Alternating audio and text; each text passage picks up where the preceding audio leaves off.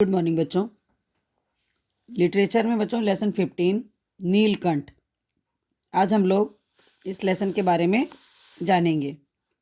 नीलकंठ का मतलब होता है बच्चों जिसका गर्दन जो होती है वो नीली हो, ऐसे पक्षी का नाम भी नीलकंठ है। और लेकिन यहाँ पर लेखिका ने अपने मोर का नाम नीलकंठ रखा था, क्योंकि मोर की गर्दन भी आपने देखा है नीली होती है ना, इसलिए उसकी वजह से उन्होंने उसका नाम नीलकंठ रखा। लेखिका को 2 मोर के बच्चे मिलते हैं और वो उन दोनों को ला करके वो अपने जाली घर में रख लेती हैं, क्योंकि लेखिका जो है बच्चों उनको जीव जंतुओं पशु पक्षियों से बहुत अधिक प्रेम था। वो उन्हें अपने पास ला के अपने घर में इकट्ठा करती थी, रखती थी और उनकी देखभाल करती थी और उनको बिल्कुल अपने परिवार के मेंबर की तरह मानती थी। तो एक बार रास्ते में वो जा रही थी बच्चों, तो शंकरगढ़ के रास्ते से हैं, तो एक चिड़ीमार का बच्चा होता है मतलब शिकारी, वो 2 मोर के बच्चे पकड़ के लाया था। उसमें एक बच्चा मोर था और एक मोरनी थी। तो ये लोग क्या करते थे बच्चों कि मोर के पंजों से दवा बनती है, सो ऐसे ही लोग खरीदने आए थे। आखिर सीने में भी एक इंसान का दिल है, मारने के लिए ऐसी मासूम चिड़ियों को कैसे दूं? टालने के लिए मैंने कह दिया गुरुजी ने मंगवाए हैं। वैसे यह कमबख्त रोजगार ही खराब है, बस पकड़ो पकड़ो मारो मारो, ये चीज़ें उसने बताई। तो उसने वहाँ पे लेखिका ने क्या करती हैं बच्चों, उनसे पैसा दे करके वो मोर के बच्चे ले लेती हैं और ला करके अपने घर में उसको रख लेती हैं। घर पहुँचने पर सब कहने लगते हैं कि ये तीतर है, मोर कहकर ठग लिया है। तो वो कहती है कि नहीं, ठगे जाने की बात, मेरी चिढ़ जाने की दुर्बलता आ गई थी, बन गई। तो अप्रसन्न होकर मैंने कहा मोर के क्या सुरखाब के पर लगे हैं तो पक्षी ही।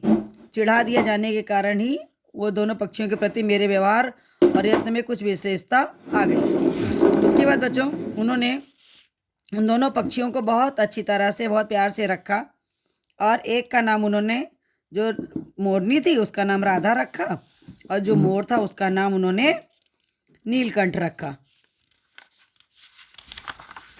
और उनके पास वहाँ पे उसमें कबूतर था, खरगोश थे, है ना, बहुत सी चीज़ें उनके यहाँ पास, उनके बहुत पशु पक्षी जीव जंतु उनके पास थे। और जब ये नए मेहमान आते हैं तो सारे लोग खुश हो जाते हैं। वो लोग कोई उनकी मतलब बारे में जानने लगता है, कोई देखने लगता है, उछल कूद करने लगता है। तो ऐसा लग गया था कि जैसे चिड़ियाघर जो उनका बना था उसमें भूचाल आ गया हो। ठीक है बच्चों, फिर इस तरह से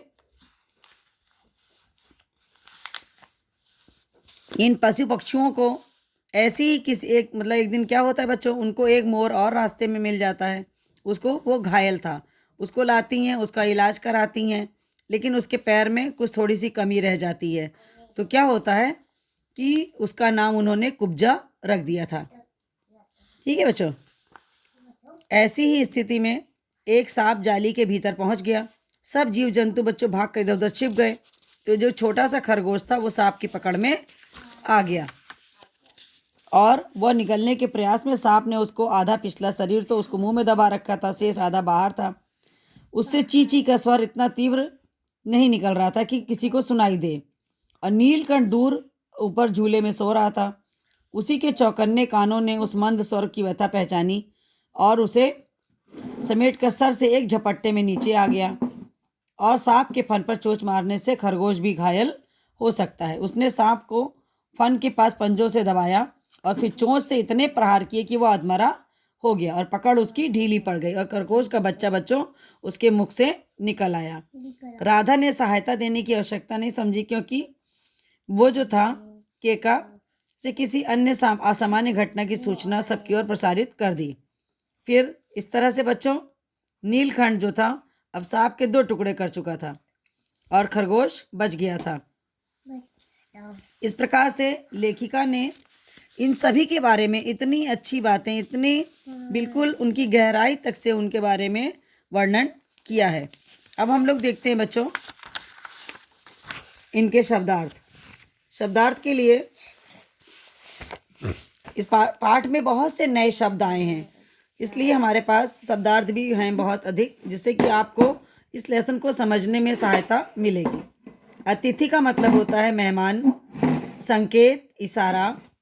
चिड़ीमार शिकारी, दृष्टि नजर, संकीर्ण छोटा, सावक पक्षियों के बच्चे, खासियत अच्छाई, मुनासिब उचित, गुप्त गुप्तवास छुपकर, आविर्भूत प्रकट दिखाई देना। इस तरह से बच्चों ये शब्दार्थ हैं जो आपको अपनी कॉपी पे करने हैं। धन्यवाद बच्चों।